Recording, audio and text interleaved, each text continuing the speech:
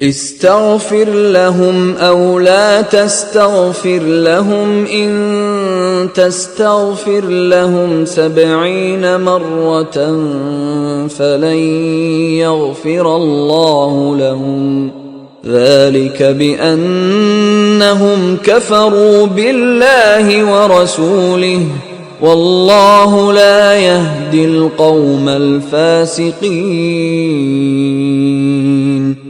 تم ان کے لیے بخشش مانگو یا نہ مانگو، بات ایک ہے۔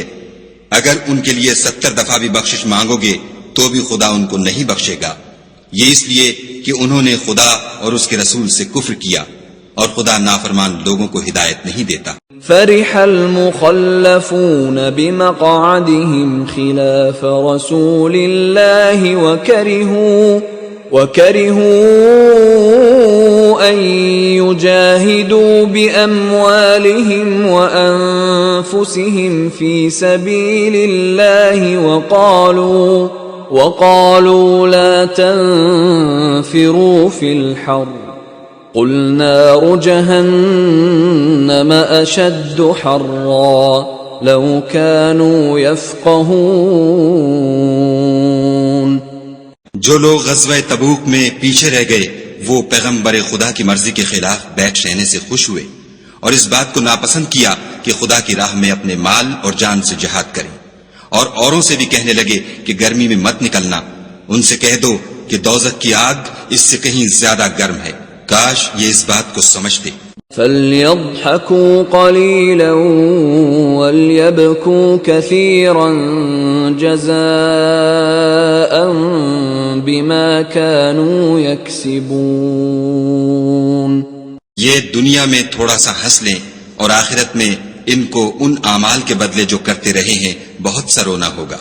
فَإِن رَّجَعَكَ اللَّهُ إِلَى طَائِفَةٍ مِّنْهُمْ فَاسْتَأْذَنُوكَ لِلْخُرُوجِ فَقُل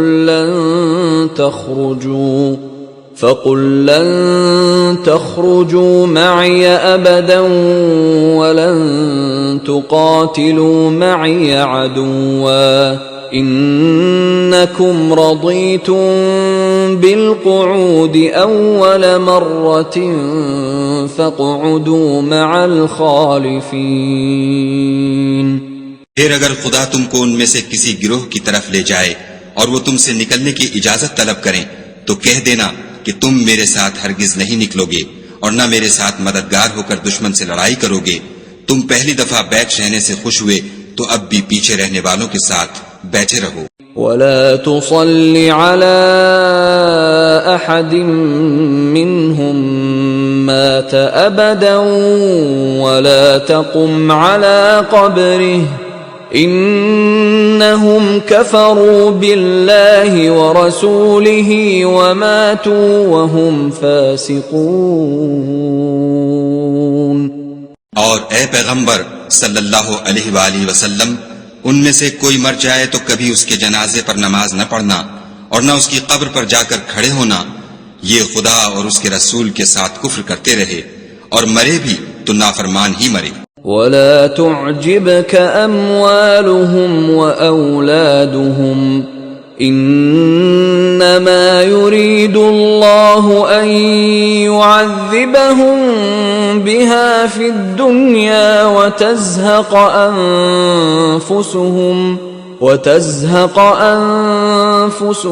وَهُمْ كَافِرُونَ۔ اور ان کے مال اور اولاد سے تعجب نہ کرنا، ان چیزوں سے خدا یہ چاہتا ہے کہ ان کو دنیا میں عذاب کرے، اور جب ان کی جان نکلے تو اس وقت بھی یہ کافر ہی ہوں۔ وَإِذَا أُنزِلَتْ سُورَةٌ أَنْ آمِنُوا بِاللَّهِ وَجَاهِدُوا مَعَ رَسُولِهِ اسْتَأْذَنَكَ أُولُو الطَّوْلِ مِنْهُمْ وَقَالُوا ذَرْنَا نَكُن مَّعَ الْقَاعِدِينَ۔ کوئی صورت نازل ہوتی ہے کہ خدا پر ایمان لاؤ اور اس کے رسول کے ساتھ ہو کر لڑائی کرو، تو جو ان میں دولت مند ہیں وہ تم سے اجازت طلب کرتے ہیں اور کہتے ہیں کہ ہمیں تو رہنے ہی دیجئے، کہ جو لوگ گھروں میں رہیں گے ہم بھی ان کے ساتھ رہیں۔